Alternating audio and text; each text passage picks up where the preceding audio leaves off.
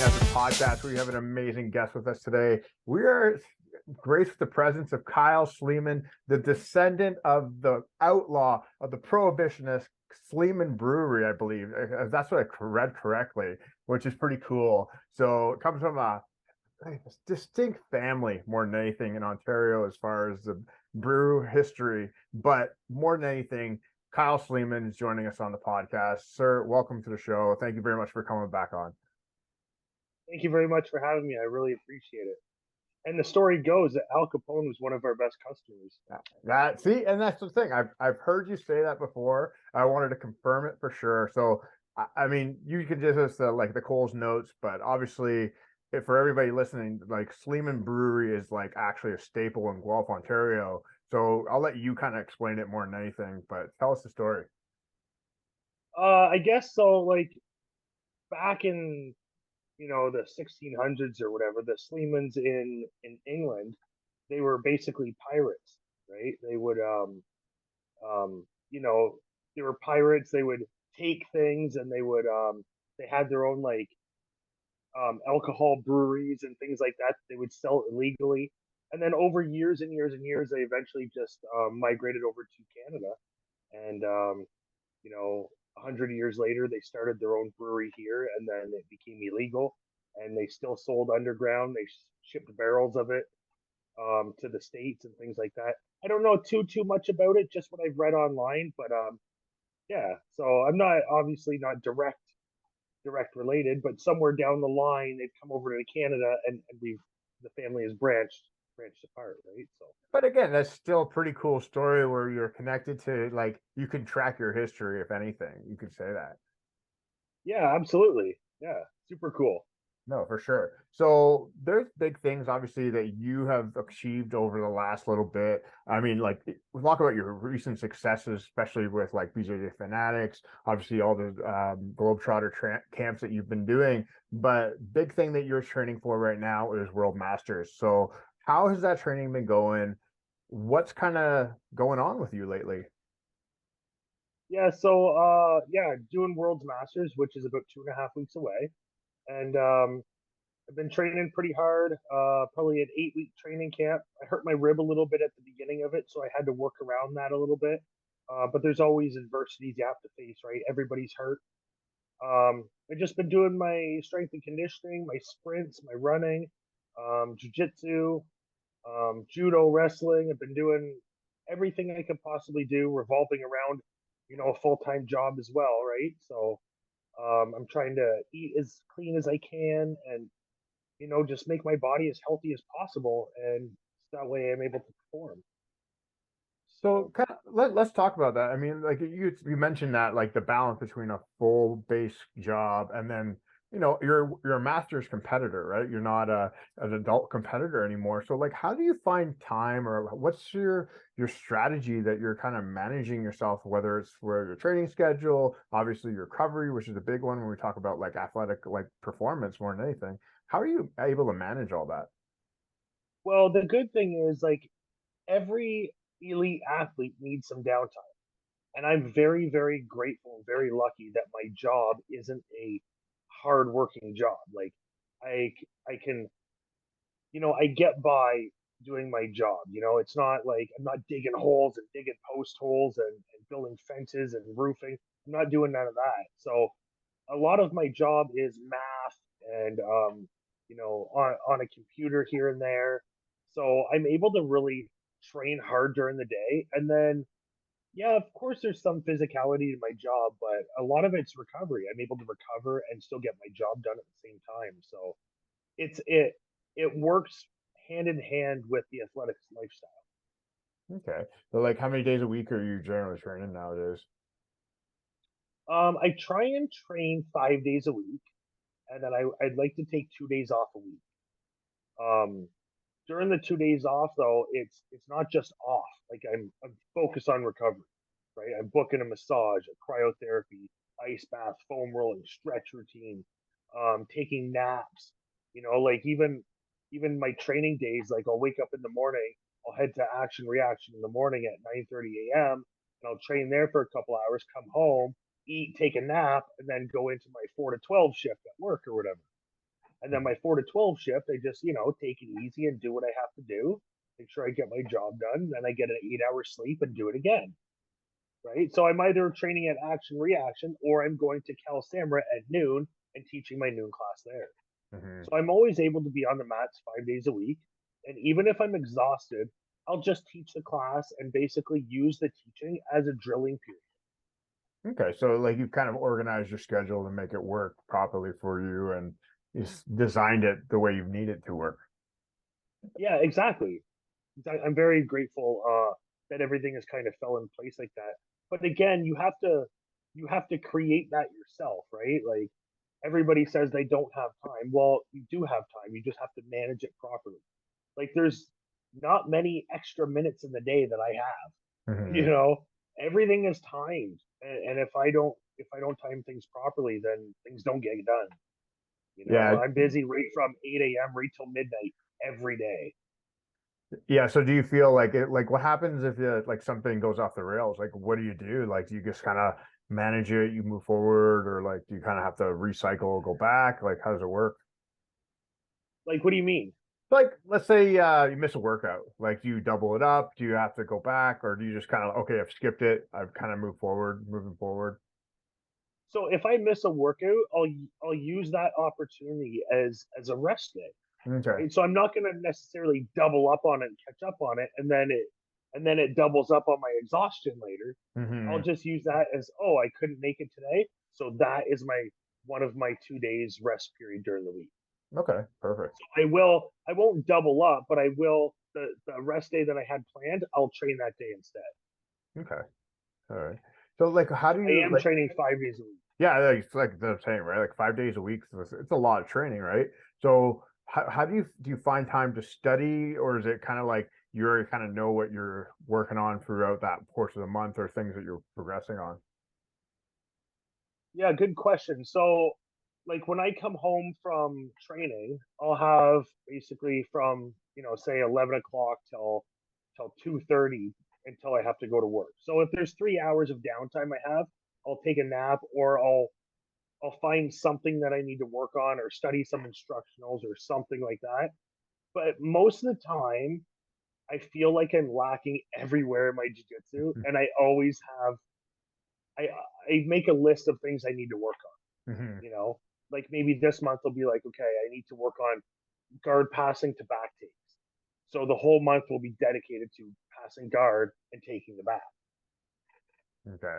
Yeah, you, I think you and a lot of athletes should share the same sentiment where it's like you're always trying to figure out something that you're lacking of anyways, right? Where it's like you feel oh, I might be really good at guard passing, but you're like, there's something still missing. I still got to work on something, right? So there's always room for improvement no matter what. Yeah, absolutely. People say all the time, they're like, "Oh, Kyle, you're so good at jiu-jitsu." I'm like, "Well, I guess like there's so many things I need to improve on. Like, Hmm. what's good, right? Like, I want to be way better. So I can't look at it like, oh, I'm good. I have to look at it like I need improvement always, Hmm. constantly progressing. So, and that's a good kind of like follow up because it's like, I mean, like you always looking to improve. So, like, how there's that fine line between like obviously athlete and then like teacher, right? Where it's like you can be there's lots of great athletes that are also really great teachers, right? But then there's a lot of like teachers that are just not athletes, right? So it's kind of variable. So, like, how do you kind of like find time to be a great athlete, but then try to be a great teacher as well? Well, I find that traveling a lot, doing the BJJ Fanatics, and meeting all kinds of people like Travis Stevens and doing the Globetrotters camps and meeting all those instructors out there doing those camps, I find like everybody's such a good instructor that I try and take their best qualities and implement that into my own teaching abilities, right? So um, when I teach, when I'm teaching, I'm trying to develop my students' game. I kind of look at it like if I was to teach myself as a black belt, if I was to teach my white belt self jujitsu, how would I do that and what would I want to know? that's kind of how I approach the teaching aspect. So obviously when I teach, it gives me an opportunity as well to go back and sharpen up the techniques Mhm. that I'm teaching as well. And a lot of the times when I teach, I'm kind of teaching myself things too at the same time. I'm like, oh shit, I didn't know that. And sometimes some of my white belts and blue belts are like, oh, can I put my hand here? I'm like, actually, yeah, you can. That's a great idea. Mhm. So yeah, being an athlete, I kind of like use teaching as learning as well. If that answers your question. Yeah, yeah. No, no, absolutely. So let me ask you this, because I mean, there's a lot of like guys that are great at jiu-jitsu, and then they always go, oh, I can go make a DVD too, right? And then they could do a bunch of stuff. But I see the like stuff that you've posted online, or even like guys like Jordan, or even guys like Kieran, who they have notebooks of stuff, and they're like, okay, this is what I'm going to teach on this particular DVD, right? So can you kind of like, I obviously want to ask you how you got into all that too, right? But like, how do you build upon like your lesson plan? Because like there's a lot of things you put into these DVDs, like, and they call it like 2-3 hours. Like I've seen like just even trying to film like instructional stuff for like workout, like just kind of like that's a lot of footage and things you got to put together. So to fill 3 hours is a lot. And then if you're looking at guys like Danaher who got 15 hours worth of like content and like 7 DVDs that are the same thing, like it's a lot of footage, right? So like how do you break this up to like even come to the idea of like, okay, I'm going to build on half guard or whatever? Yeah, man, that's a great question. Um, when I first got the opportunity to go to BJJ Fanatics to film, I had a couple. I had the first time I went there, I filmed 3 instructions.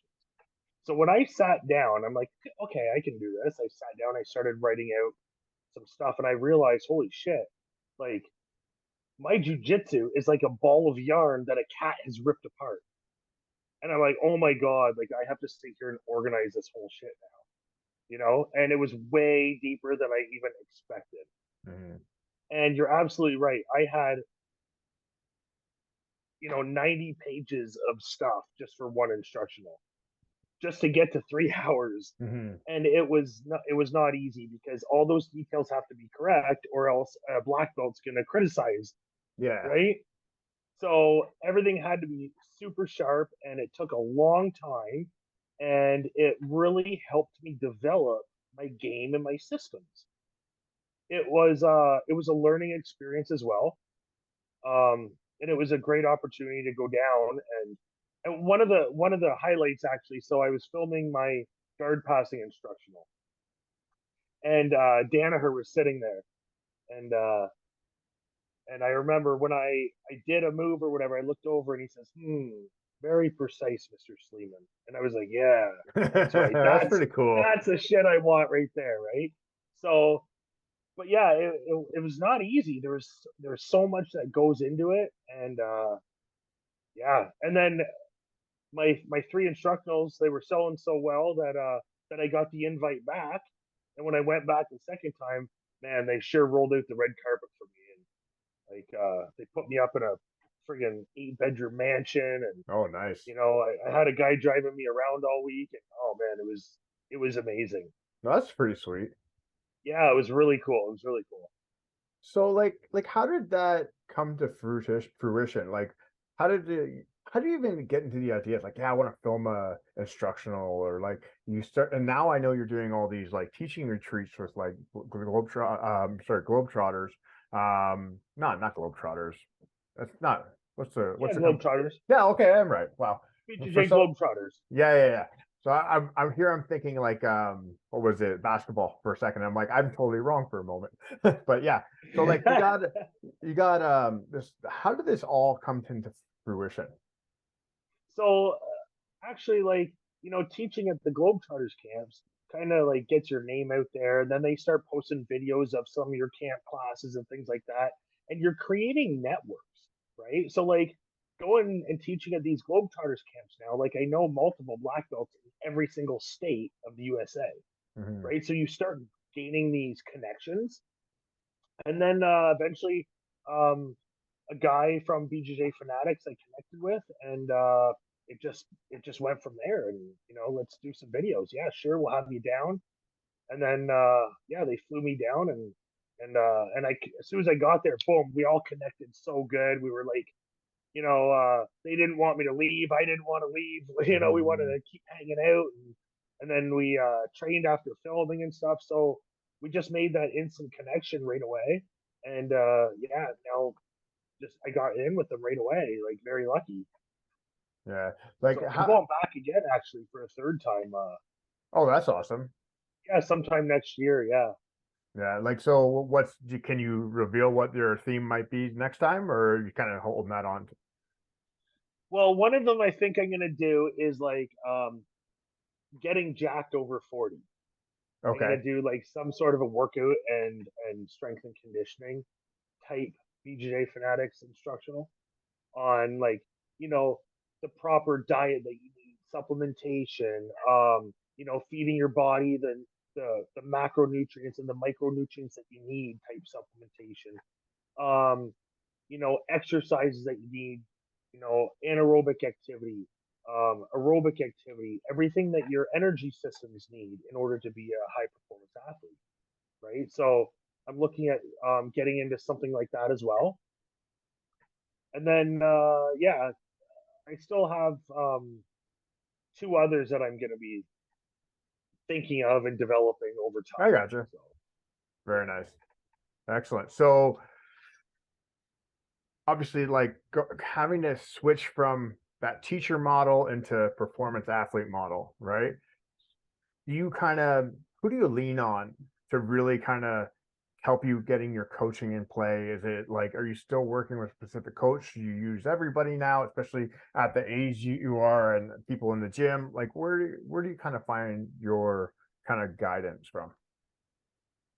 Um, so I'm under Professor Fernando Zulik Mhm. at Action Reaction, right?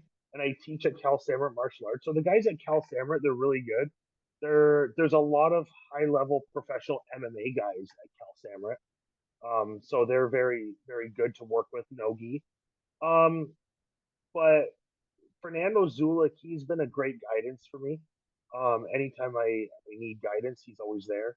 I train a lot with Brenau, and he gives me a lot of guidance as well.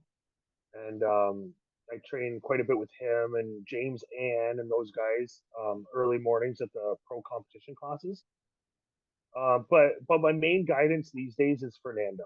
He's Mhm. always there for me. He's always got my back. Excellent. So, all right, no, that's perfect. I think that's the biggest thing is like you have to find somebody that one you can look to give you the answers that you need and obviously push you in the right direction, but also people that got your back and they're always going to be there for you when you need them to, right?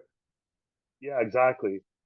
And training with Breno too, like anything I need, sharpened up on, man, that guy's got the answers. That Yeah. guy has the answers, right? So he's really good, really sharp, keeps me on my toes.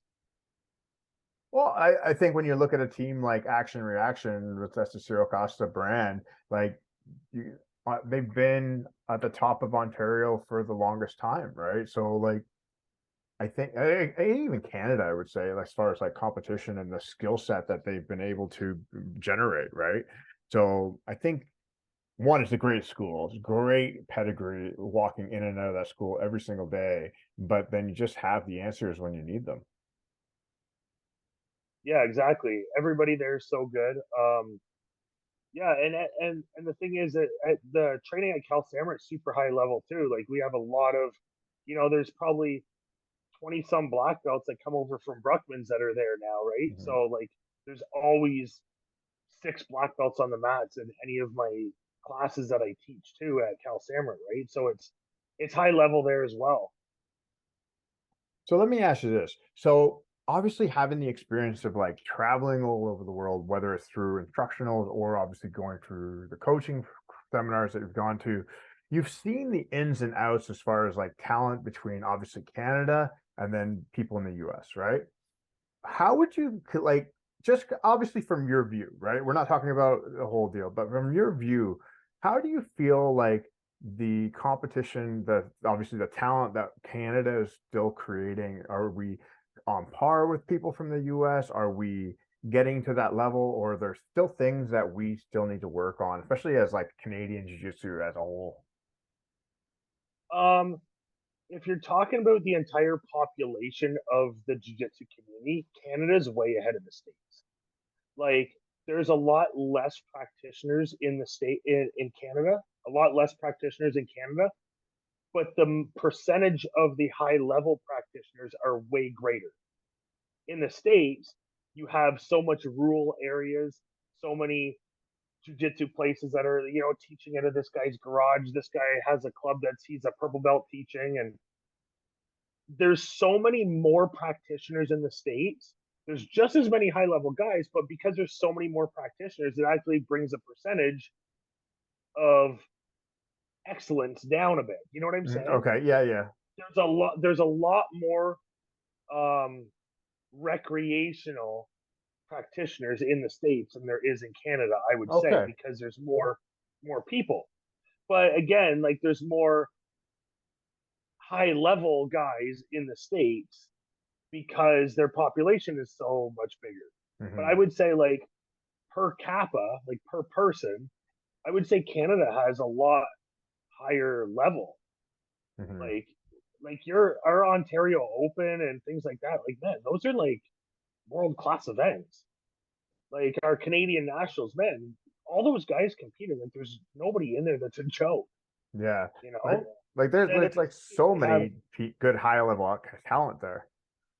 yeah, right. So like in the States, there's so many tournaments that are like, you know what I mean? So like, there's a lot more people. Let's say it like this. Okay, there's 5 million people in the States that do jujitsu, but 100,000 of them are good. In Canada, there's only like 200,000 people doing jujitsu, and, 50,000 of them are good, or whatever. You know what I'm saying? Hmm. There's more. Yeah, the percentage of higher level guys in Canada are, yeah. If Okay. you understand what I'm trying to say. Yeah, yeah, no, no, I get it, right? Like, especially when you look at it like per capita and based on population in general, Like, right? the average blue belt and purple belt in Canada is a lot better than the average blue and purple belt in the States. Okay. Yeah. Do you think that's just based on like the skill of the instruction, or just the ability of like just, I don't I know. would say I would say that it's mainly because most of our population of Canada is near the border, and it's most of our population is in bigger cities. Okay. Whereas in the States, there's, you know rural areas everywhere that don't have high level jiu-jitsu. Okay. Like, this guy in Georgia, he's got, 20 students, but then there's nothing within 100 miles left, Okay. right, from his house, right? So they're never gonna be super high level, and Hmm. they don't know what high level is. They think they're high level. You know what I'm saying? Yeah, yeah, no, no, I know what you mean. So like, like here, I guess this might be a loaded question, right? It might not even have the answer, and that's okay. But it's kind of like the idea is of like, like Canada's always we're trying to get more athletes on a spotlight, right? So like, again, this is perfect. Like, we have guys like yourself, guys like Kieran, guys like Jordan teach jiu-jitsu, like pushing out DVDs and getting way more popularity, especially like on the grappling scene now. What's it going to take for getting more Canadians out, whether it be on a Who's Number One show or whatever type of show, Fight to Win, or whatever it is, to get more popularity out of these athletes? Um, there's so much athletes in the States to choose from that it's easier for these events to take their local guys Hmm. instead of paying a Canadian athlete to fly in, you know. Yeah, no, So we need to do more high level events like Ace. mhm. Ace is a perfect example. We need more like that, right? That's how we're going to get our name out there. Yeah. No, and so like, you think like shows like Ace, like we got one coming up in August, sorry, August 20th, next Sunday. Do you think more shows like that are like the way to go? Absolutely, absolutely. That's how we're going to get our name out there and show that we have a deep talent pool.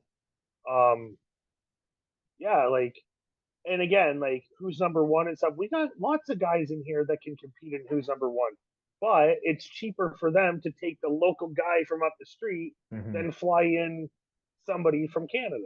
You 100%. know what I mean? So we don't get that exposure in those events because also those events are also trying to promote their own guys. They're not trying to promote Canadians, Yeah. No, I know. So right? it's like, even we looked at like the last who's number one that was just on, like Deontay Leon. Okay, obviously a Canadian guy, but training out of, where is he training out of? Ohio now, I think. He's living in the States for Yeah. 10 years or something now, right? He's So been living in the state. You have Eric Krelstein. He was there, another Canadian guy, but training out of Texas, right, with B team. Again, exactly. great guys, but they're training out of the US more than anything. You gotta move there where you're like it's not gonna cost them money to get you in, Hmm. right? It all comes down to money. Yep. It all comes Logistics. down to money. Logistics and That's money. it. It's not about who's the best guys. It's about the cheapest way to get the best guys. So because I know, let's talk about shows just for general, because I know you guys have a show that you guys run out of your place, and kind of elaborate for the audience, especially what it is and what you guys promote. So we do Cal Samurai Super Fight events out of our club, and we can usually get about 600 people in there probably. And what I'm doing is I'm giving colored belts and black belts the platform to be showcased and to get known, right? And I'm also doing like a masters black belt league. So Hmm. we have like rosters, 1 to 8, contenders and champions and this and that. And it's just a way to try and get our athletes out there, right?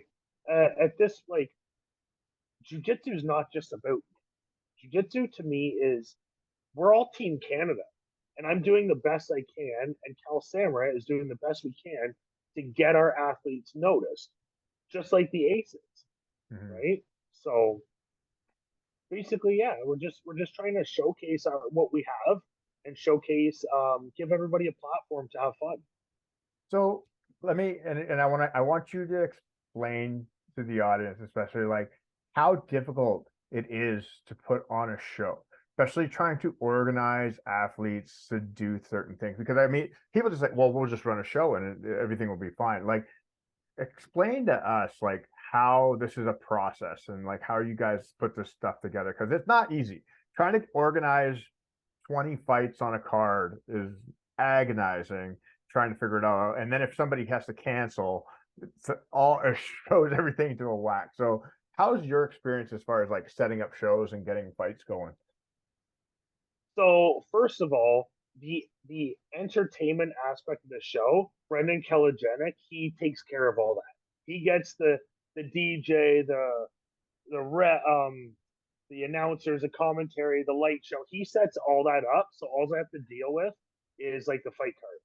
But when it comes to a fight card, I know that there's always going to be 4 or 5 pullouts. Mm-hmm. So for every match, I usually have 20 matches on my card.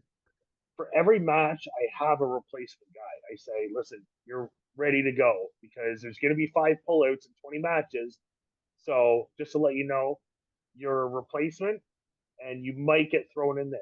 And the replacement guy, I always let them know, listen, as long as you're ready to replace him, you will be on the next show. Mm-hmm. I give them that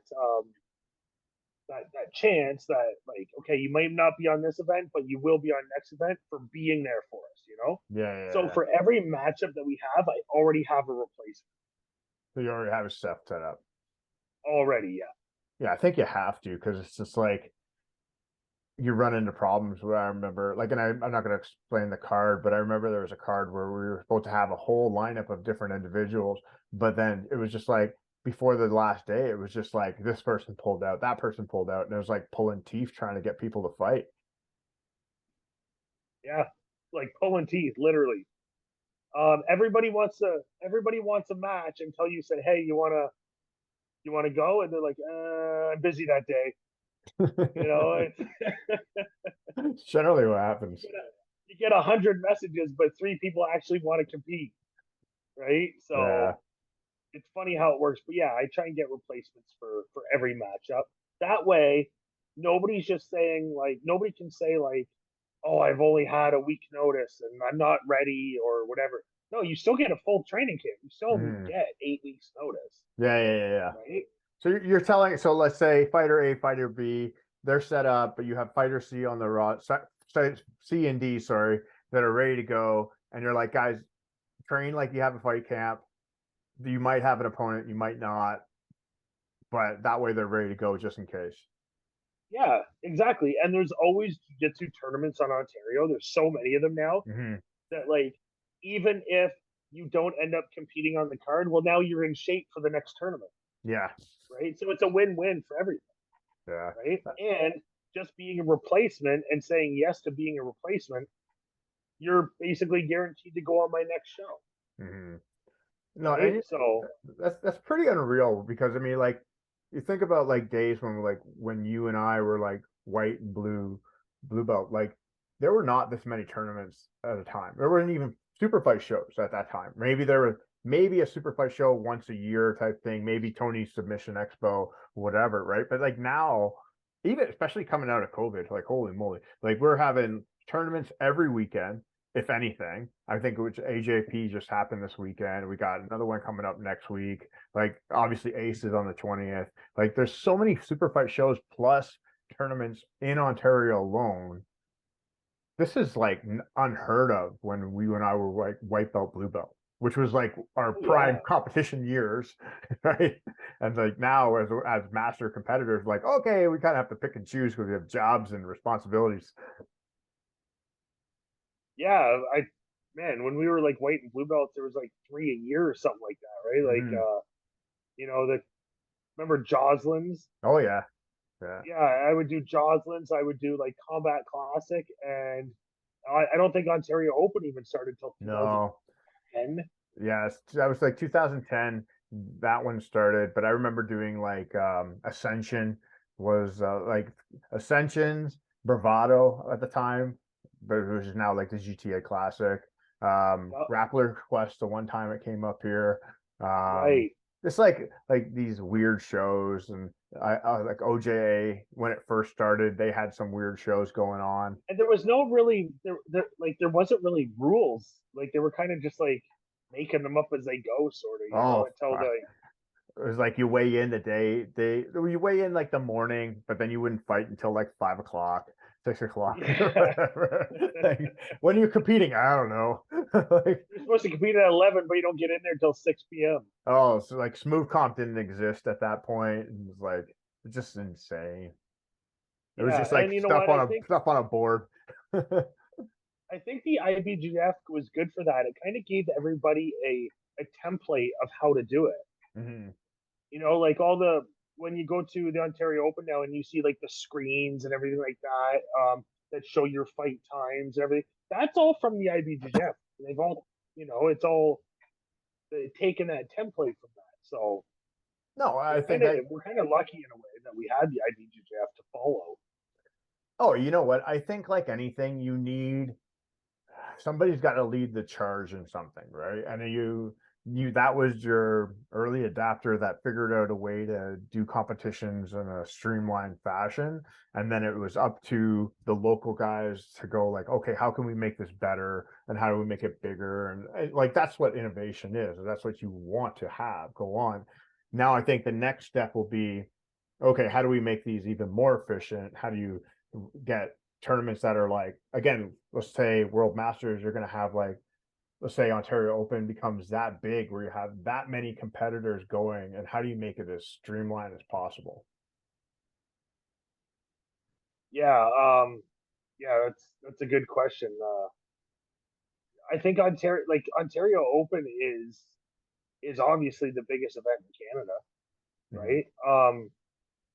They're offering trips and things like that too for winners, so that's a good thing. Um, but yeah, we just need to keep growing, right? Just like keep doing what we're doing, and eventually we're evolving. Mhm. But the IBJF needs to have a lot more events here, I Well, they think. only do one a year. Just they even doing one Toronto, this year? yeah, Toronto, September Okay. 15 and 16. Okay, so they are doing a show. Yeah, Okay, or that's good. 16 and 17, something like that. Yeah, but the thing is, like, in order for you to get a good seeding in the Worlds or the World's Masters or the Pans or the Euros, you need to build up wins in the IBJF Opens to build up a good seeding, Hmm. right? And that means we have to travel the states competing, right? Yeah. If we had like, a couple IBJF Opens like an Ottawa, Montreal, a Toronto, a Winnipeg, Edmonton, we'd have a lot more opportunity to build up a seeding to go to these events. Yeah, I think that's a Oh, huge knock too on them because it's you look, yeah, again, that's just if it's just Toronto, we don't have like a Calgary, we don't have a Vancouver, we don't have opportunities for Canadian athletes to start seeding themselves better in these competitions. that's right. So all Canadian athletes that go to these big events like World's Masters, Worlds, Pans, Euros, we're all not going to have a very good seeding because we don't have the opportunity to travel to compete. Some people do. Some people who are full time instructors that they go away every weekend and stuff. But like guys like myself, like I work 2 weekends a month, Hmm. right? So I have 2 weekends off a month. So it's not very easy for me just to be like, oh, I'm going to this open. Like I might have to work, you know? Hmm. So I can't, it's hard for me to build up a seeding for myself to seed in a good spot, you know? So I'm almost guaranteed a shitty seeding at all times. Yeah, but like, and just for clarity, like, what's a I guess when you were for World Masters, does seeding come in play at that point? Yeah, it does. Yeah, Okay, it does. so that being said, so like what type of seeding are you kind of looking at just from based off of what you're experiencing now? So I got second in Chicago Open in the spring and then the summer, and then I got second in the Toronto IBJF Open. Last So year. Okay. yeah, last year. And it basically goes back 2 years. Okay, so So you you're keep seeding those points. Okay. exactly. So I have some sort of a seeding, so I'm not at the bottom, Okay. right? So worst case scenario, let's say you had nothing. What would somebody have to go through? Are they looking at the bottom of the seed to the number one ranked individual? Yes. So Okay. the guy with the 0 points fights the guy with the most amount of points. Oh, Jesus. And then the guy with the second last fights the second. Yeah, yeah, And yeah. then So third like kind of last like the fights third. playoffs, And basically. exactly. So going in there, going into World's Masters, I'm guaranteed that I'm gonna compete against one of the best guys in the IBJJF, Yeah, yeah, yeah, yeah. right? So So just the okay, way it is. gotcha. And you know So what? And in all reality, like there's 65 guys in my division. I'm just looking to compete. I'm looking to compete as hard as I can. I'm looking to compete against the best guys I can find. Like it's you got to win 6 matches to get gold, probably 5 matches to get to the podium. That's a long day, mhm. right? Like, right? So, and it only gets, if you get past your first or second round as a low seed guy, it might get a little easier, but then you're getting guys who are getting wins who might be awesome without seeding. So Yeah, it's never an easy road. So yeah. No, no, I just gotcha. looking to compete and do the best I can, That's and it, then right? enjoy a little vacation while I'm there. Oh, that's perfect. That's the way to do it. Awesome. So Kyle, especially like when you look at kind of obviously you got this in your sights right now, which is going to be the Masters. What's kind of next moving forward? Obviously, we talked about your next BJJ Fanatics time when you go down there, but like, what's kind of like the overall, I guess you would say, goal for Kyle Sleeman? Like, what are the things that you really want to accomplish in the jiu-jitsu world moving forward as you kind of like, one day that athletic career is going to end, right? Are you still going to be competing? What's your plan? I'm gonna always try and compete. I've been competing in martial arts since I've been like 8 years old, so it's just like what I do. I don't think I'm ever gonna stop competing. Um, but my whole goal is I've kind of built a platform for myself. So I want to spread love and kindness. There's too much hatred in this world, and I just want to like anytime I go somewhere and I can do a seminar, I always want to make sure that at the end of it, I let everybody know, listen, guys, we're all one team here. We're not nobody's against anybody. We're all one, and we got to spread love and kindness around this earth. We got to stick together on that, right? So my whole goal is just to spread jujitsu, spread kindness, and yeah, like and just continue doing what I'm doing, and try and keep building. I don't really have any end goals because this is a never ending journey, Mhm. right? So, but what's next for me is as soon as I get back from World's Masters, 2 weeks later, I'm back in Iceland, and I'll be back in Iceland teaching jujitsu there for a week. And again, I'm gonna try and spread the love and the kindness in there, spread jujitsu, my passion for jujitsu, right? And yeah, so Are you going to go roll with Thor again? um, I'm not sure if he's gonna be doing anything. Like he tore his pec. Oh, ooh, ouch. I'm sure I'll like go see him and stuff like that. But he tore his pec and he just had surgery and stuff. So I don't think he'll be doing anything at the gym. Yeah, I doubt that. Anytime I'm there, I always stop by the gym. Always say hi to him and stuff like that. So Like, yeah, like you know what? just He's a how, super humble guy, man. how big is that guy though? Like, if He, you're standing beside him, how big is so he's 6'9" and I'm 5'5". he? So he's 6'9", and I asked him. I said, "Jesus, man!" I said, "What do you weigh right now?" And he says, "This morning before I came here to meet up with you, he was 342, Whew, whew. and he lost And he 50 lost weight. kilograms. Yeah. 50 kilograms. Jesus Christ. Because when he was like doing World's Strongest Man, he was like in the fours, wasn't he? Yeah, high fours, Like like 480 or something like like that. four like with abs. Like just Yeah, dude. like I remember watching And him do the world record break for his deadlift or whatever, and like after he broke the deadlift record, he just tears his shirt off. It's like full pec abs. I'm like, holy fuck! Like it's like crazy, there's levels to this game. crazy. Yeah, dude. And 6'9" too, right? And like Yeah. huge, thick, huge man. His hand, like I was like, "Hey, bro!" Like I'm like, "Holy shit!" He swallowed my hand, right? But you know what? The guy was so humble. Like first thing he did is like started like picking my brain on like diet, nutrition, and like athleticism and stuff. Like he was right into learning right away. And I'm like, oh, Mhm. okay, like super humble guy. That's pretty cool, right? Because like especially when you see like a high level athlete like he is, and whoever on the stream is like, "You're not an athlete. Shut the fuck up. Go lift the amount of weight he does, and then talk to me." Right? That guy's an athlete, but the again high level athlete competed with some of the best in the world at his field. Obviously, asking questions about you and your field. That's pretty cool experience. Absolutely, absolutely it was. Yeah, and you know what? It was cool. He showed me around the gym, and I went back and he invited me to hit. So he was doing a strongman competition in Texas the weekend after I was there, and so he invited me to the gym to follow along on his last final workout before he took off to Texas. Hmm. And so he was breaking records and everything. So I was there, and he broke a bunch of records.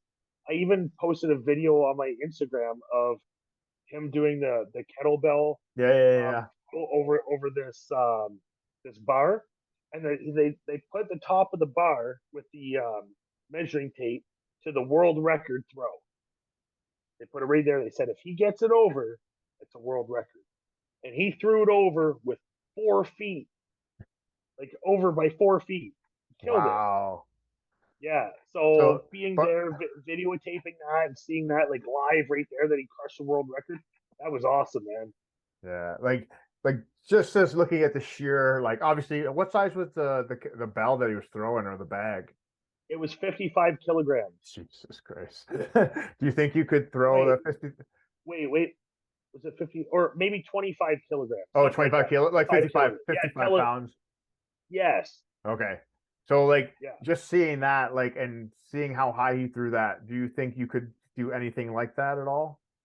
No, I picked it up and I was like, holy shit.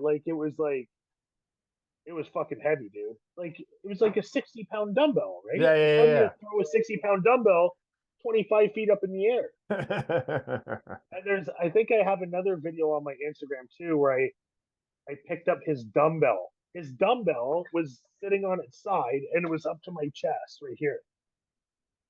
Okay. And Jesus. it was 200 pounds. It was like, yeah, 200-pound dumbbell. And he does shoulder presses with them. Jesus Christ. And I like deadlifted it. Barely.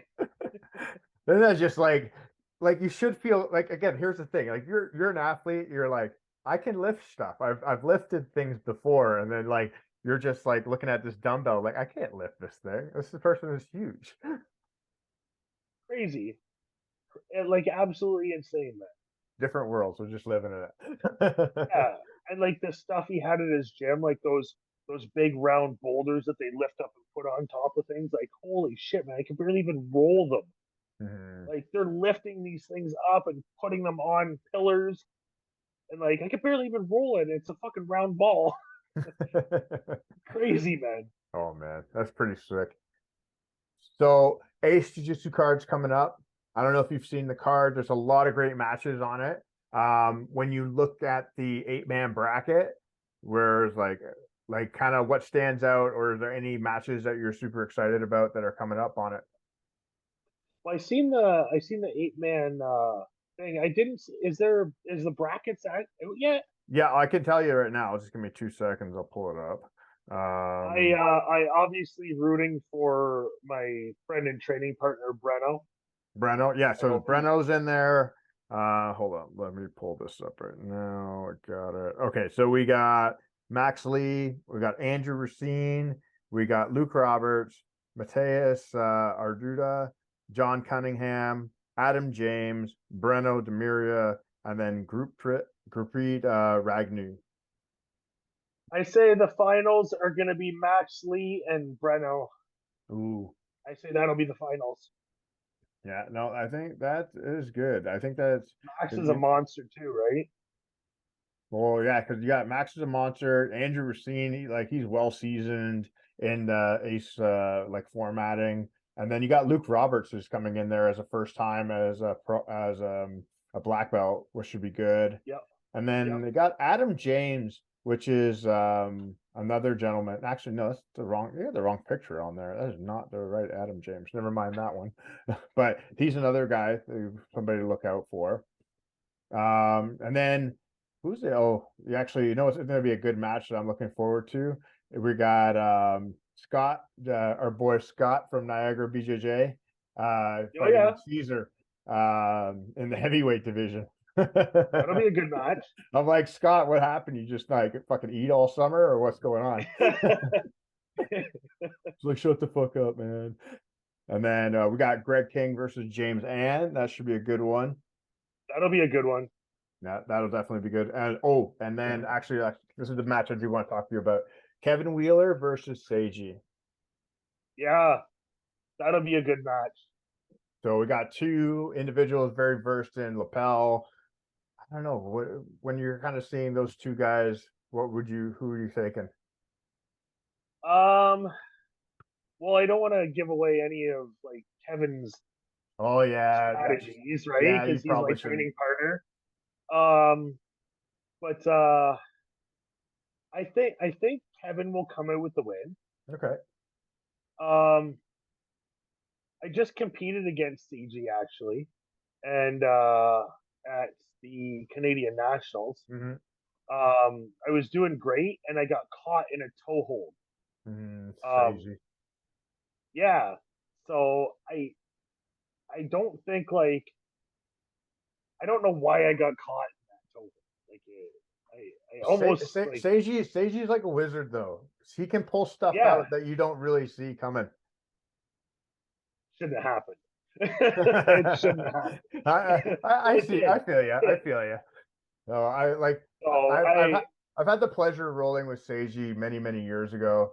Obviously, like when we used to train together on the same team, and he was just as tough of a beast he is then what he is now. So I know what you're saying. yeah, I think Kevin will be too much for him. I think Kevin's too strategic. Hmm. He's too smart. Well, he's Um, very seasoned individual. Like he's been competing a long time. very very seasoned, very smart.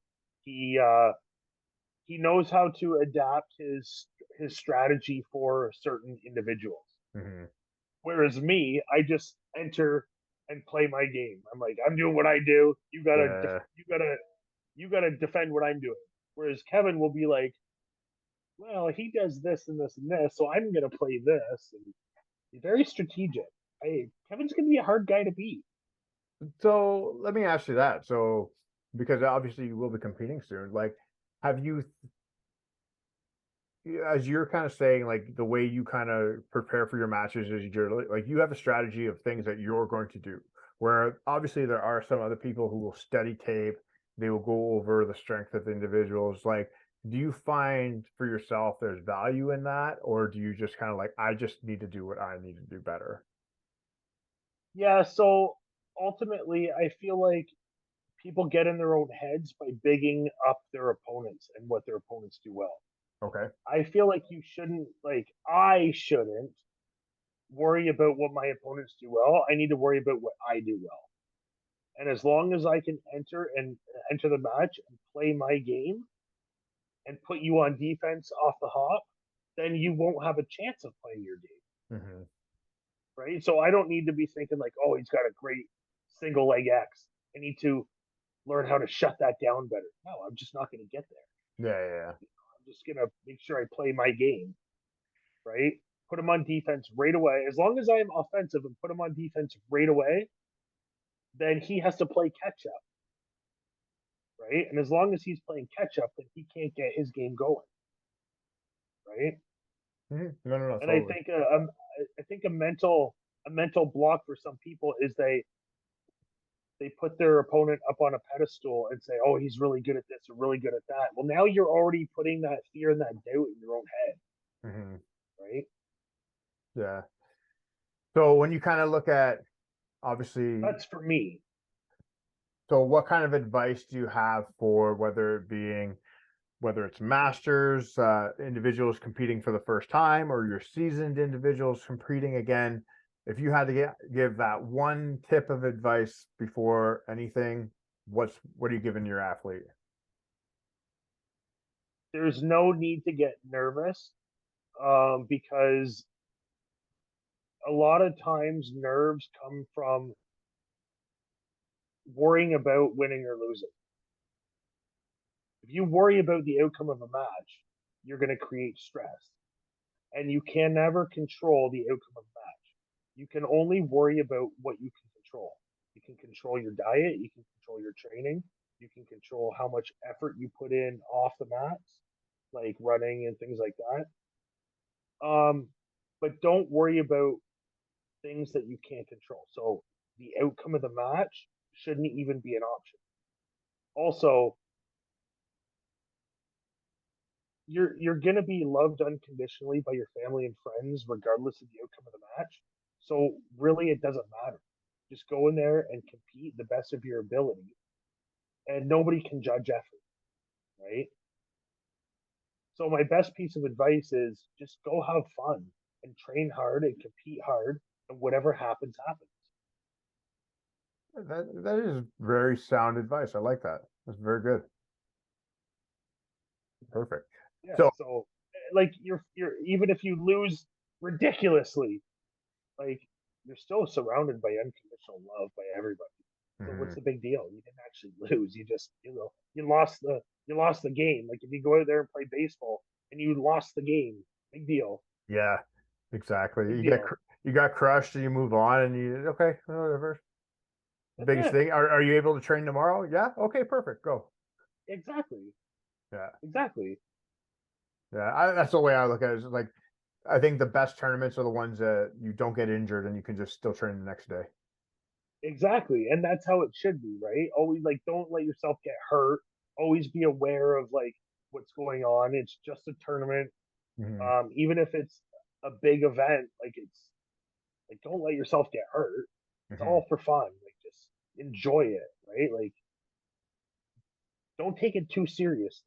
Of course, like your training and everything's serious, but what I'm saying is like don't let your arm get broken. Don't take it Yeah. that seriously, Hmm. right? No, no, no. I catch Like you. yeah, even if you're getting paid $1 million, don't let your arm get broken, No. Well, nobody's right? getting paid Like here in Canada, so it doesn't matter. you know what I'm saying? Like even in the UFC, like those guys don't need to be getting like like breaking limbs and stuff, Well, right? If they get and knocked out, it's fine. But well, you know what too? It's like when you see guys get their like shit broken and they're like they keep fighting. Like I get the will to win. Don't get me wrong, right? Do you remember watching the? I think it was Michael Musumeci versus it was this oh, like oh, it was a heel hook, right? And the guy got in a heel hook like 5 times, and you see Mike just like he's just doing his job, like he's just turning that foot up and around on itself. And I remember when he finally let go of that ankle, and the guy rolled up inside Mikey's guard, and he tried to step on that foot, and oh, the foot had no stability because all the ligaments had just been torn apart. I'm just like, how? I want what? Why? Why did you? Okay, how did you not tap it blows my mind. So good on you on your pain tolerance. But like, why? You accomplished nothing. Like, and now you're going to be out for a year, and you'd be lucky if you compete again. Right? I don't even think I've heard of that guy since. No, I don't think he But can. if he tapped, he could have been on the next card, Exactly. Right. right? It's just And like, nobody would have looked at him bad for losing to Mikey. Like, yeah. who I mean, cares? like, You got in there. You got the experience to compete against somebody like that. Like that's gonna better you, right? But tearing your knee and stuff like that's uh, now you're not better, yeah, no. right? So one last question before we go. One of the most anticipated fights or matches, which is supposedly not going to happen or is going to happen, Mark Zuckerberg versus Elon Musk. Who you Oh taking? god. Why? And do you think this will even happen, or is it all a bunch of horseshit?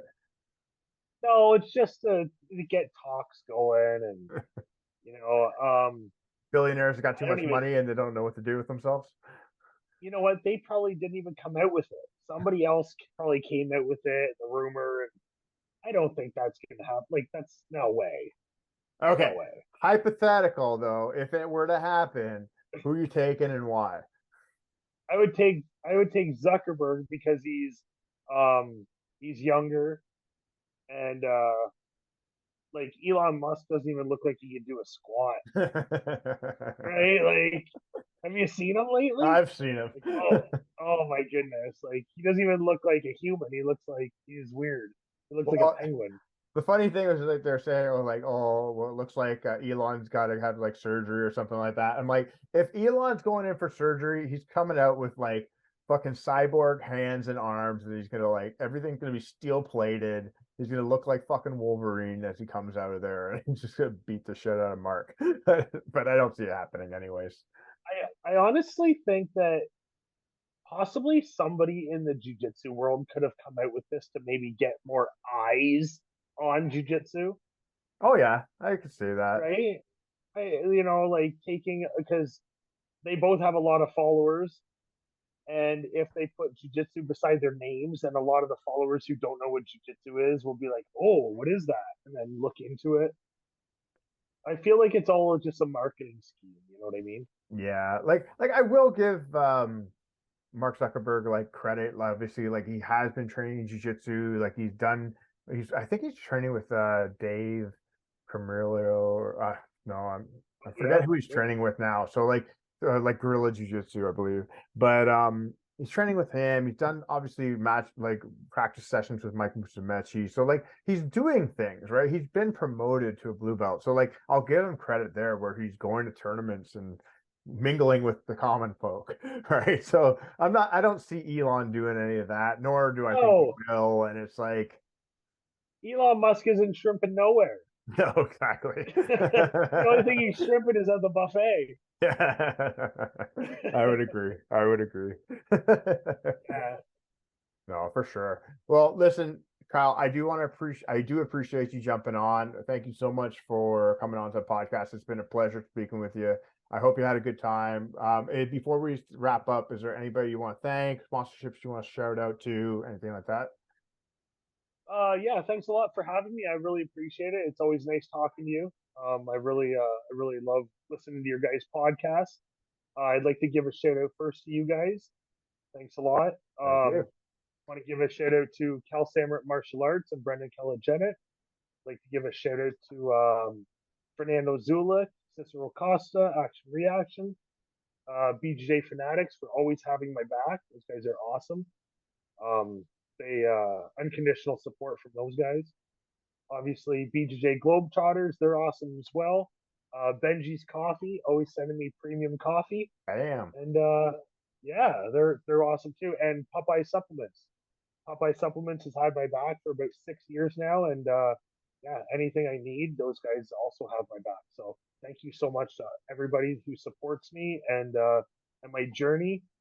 And I just want to spread the passion of jiu-jitsu and love and kindness around the earth. Awesome. Kyle, it's been a pleasure. I do appreciate it. I will see. Are you coming on Sunday? No, I work Ace? actually. Yes. I was gonna be on the card, but I work 8 to 4 p.m. and the card starts. Yeah, I gotcha. Or else I would have been competing on it, right? Okay. All right, no worries. Well, we'll get you on the next card for sure. 100%. Yeah, All I'll right, be my in man. the Ace tournament though. I'll be there. Oh, that'll be October 14th or Yeah. I'll be doing the Ontario Open Nogi and the Ace event. Oh, nice. Perfect. Excellent. Awesome. Well, I will be there as well. But before then, I will see everybody on August 20th at the Ace Jiu-Jitsu tournament. Kyle, it's been a pleasure. Thank you so much for jumping on. And we will talk to you soon. All right. Thank you, brother. Thanks, buddy. Thanks, everybody. Thanks for listening. And we'll catch you soon. See you on the mat.